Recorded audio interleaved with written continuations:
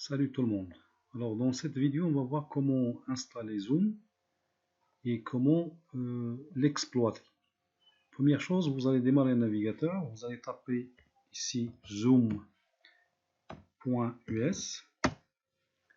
Maintenant, on va voir comment télécharger le Zoom d'abord. Il faut l'installer. Vous allez descendre complètement en bas. Vous allez trouver une partie télécharger. Vous allez commencer par client de réunion de Zoom. Je clique ici. Et puis il va vous donner ça. Donc client Zoom pour les réunions. Il faut télécharger ce fichier là. Donc vous allez cliquer ici et vous allez attendre. Automatiquement, vous voyez qu'il est en train de se télécharger jusqu'à la fin. Moi donc je vais annuler parce que c'est déjà téléchargé. Une fois que vous avez téléchargé le fichier, donc vous allez l'exécuter. Vous allez vers les fichiers de téléchargement. Vous le trouvez ici. Il suffit de faire un double clic pour démarrer l'installation. Et vous allez suivre l'installation comme tous les autres logiciels. Vous faites l'installation jusqu'à la fin. Alors, il va vous demander de faire une inscription. Donc, vous allez vous inscrire en donnant, parce qu'il doit normalement activer votre compte. Et pour cela, il faut donner une vraie adresse email. Et vous donnez le mot de passe que vous voulez, mais il faut retenir quand même les deux informations. Après, une fois vous faites ça, il va vous envoyer un fichier dans votre boîte email. C'est un fichier d'activation. Il suffit de cliquer sur le lien et de suivre les étapes et vous allez et comme ça vous avez déjà installé le Zoom. Donc maintenant comment l'exploiter? Donc je le démarre, il est là. Donc on va voir maintenant le Zoom. Une fois que vous le démarrez, il vous donne cette fenêtre. Alors dans cette fenêtre, pour la première fois, vous devez d'abord programmer ici des réunions. Donc je clique sur programme. Alors ici, il va vous afficher en haut le sujet. Il suffit de taper une information ici. Si vous voulez taper votre nom, vous le faites. Sinon, faites réunion 1, cours marketing informatique, peu importe. Et il faut remplir les autres informations. Alors ici, il vous demande le début de votre réunion et à quelle heure et combien la durée ici en heures et en minutes. Alors, est-ce que ces informations sont obligatoires? Pas du tout. Ça, c'est uniquement si vous voulez planifier ça et ça démarre automatiquement. Mais vous mettez ce que vous voulez comme date, vous mettez ce que vous voulez comme heure. La réunion, on va la démarrer manuellement, pas automatiquement. Okay? Donc, je choisis ici n'importe quoi. Je choisis par exemple un cours de 2 heures ici. Alors, je descends ici. Donc, il va vous donner ici ID de réunion. Il est là. Ne cochez pas la première partie, car il est automatiquement, et vous allez voir qu'il est déjà ici. Il faut... Alors, vous allez avoir ici un numéro. Alors, ce numéro, il est très essentiel pour que les élèves puissent faire la connexion dans votre salle.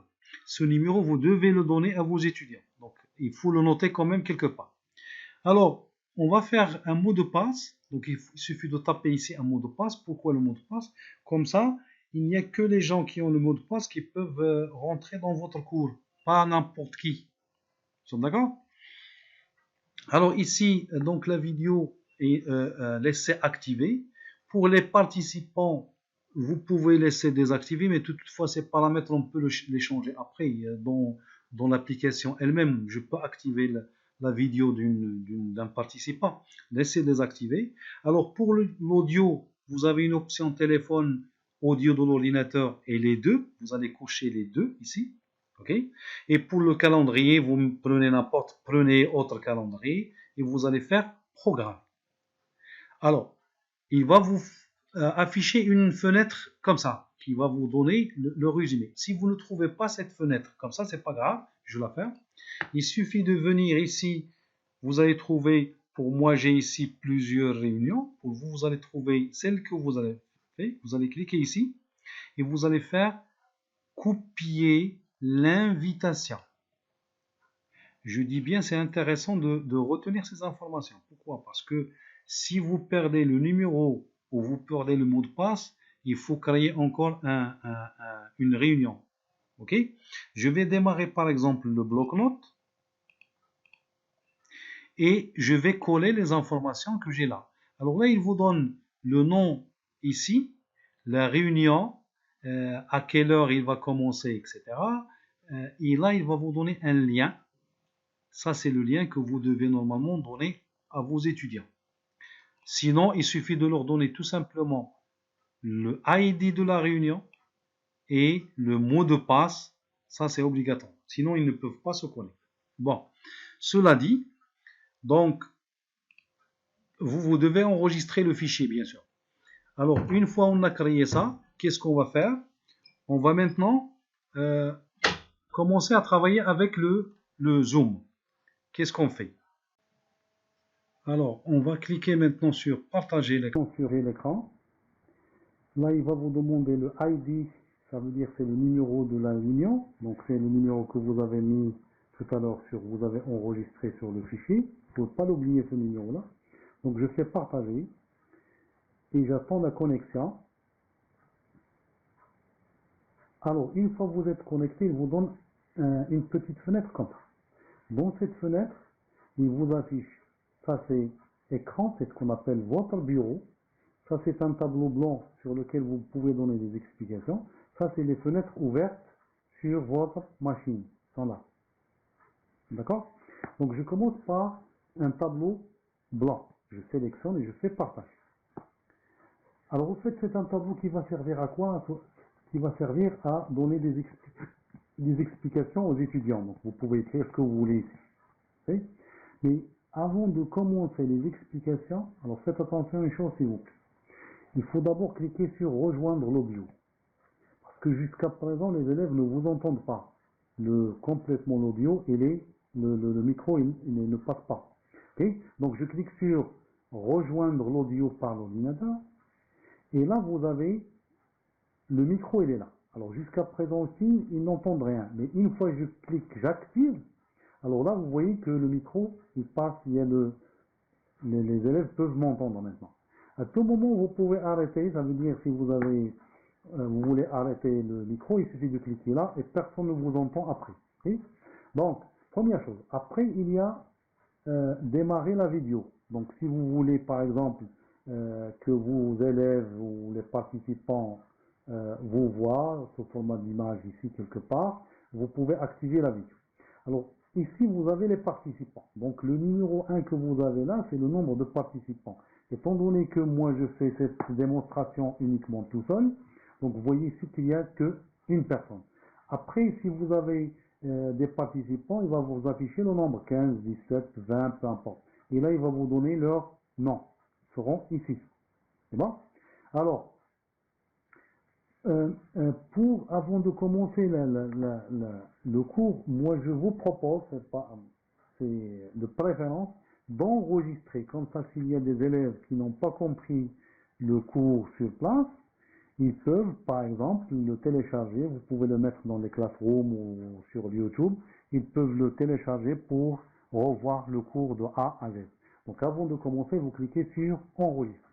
Une fois que vous cliquez sur enregistrer, tout ce que vous faites, tout ce que vous dites, il est en train d'être enregistré. C'est bon? Après, dans le plus aussi, il y a converser. Alors là, ça veut dire si vous voulez envoyer un message à un élève ou à tout le monde. Si vous avez ici des élèves, il suffit de cliquer sur 1, il va vous afficher ce nom, et là vous pouvez lui envoyer le message que vous voulez. Vous faites entrer et le message passe. Si vous voulez l'envoyer à tout le monde, il suffit de sélectionner ici tout le monde et vous mettez le message que vous voulez ici. Bonjour, salut, comment allez-vous, etc. Et ça passe. C'est bon? Alors, dans ce tableau ici, vous avez une partie texte là où vous pouvez écrire des remarques, je sais pas, remarque numéro 1, etc., etc., etc. Vous avez une gomme pour effacer et vous avez effacé tout, etc., etc. Voilà. Ce qui nous intéresse, nous, c'est la majorité d'entre vous travaillent avec le PowerPoint pour donner des cours. Donc, comment démarrer le PowerPoint et que les élèves puissent suivre là le cours. Vous allez vers Nouveau partage et maintenant vous allez choisir Écran. Écran, ça c'est le bureau, c'est votre bureau Windows. Je fais Écran et je fais Partager. Une fois que je fais ça, je peux réduire cette fenêtre, ça sert à rien, je la réduis. Ça, c'est votre bureau. Chaque chose que vous faites ici, maintenant, les élèves sont en train de la voir. Alors, je fais ici, par exemple, je démarre le PowerPoint.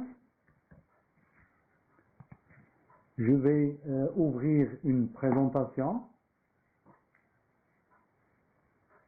Donc, je vais prendre, par exemple, la conception, par exemple. Et tout ce que vous êtes en train de faire ici, maintenant, en visualisant votre présentation, eh ben, vous êtes en train d'expliquer c'est quoi, ainsi de suite. Tous les élèves, maintenant, sont en train de suivre. Okay. Si vous voulez revenir, il suffit de faire un nouveau partage et vous allez par exemple revenir vers le tableau blanc pour donner une explication. Ici, avec votre crayon, vous avez le stylo, etc. etc. C'est bon? Alors, chose que je dois encore vous dire, c'est au niveau du partage. Si vous voulez avoir à ne pas démarrer le PowerPoint, il suffit de le faire avant. Et au lieu de faire partager l'écran, vous allez partager directement ici le PowerPoint. Quand je fais partager, il tombe directement ici. C'est bon? Donc ça, c'est une façon. Et moi, je préfère partager tout l'écran. Comme ça, je peux passer du PowerPoint vers le Word, vers n'importe, et ainsi de suite. Donc, alors, n'oubliez pas, s'il vous plaît, avant de commencer, il faut activer ici. Si il est barré comme ça, les étudiants ne vous entendent pas. Il suffit de cliquer ici pour activer le son. C'est bon?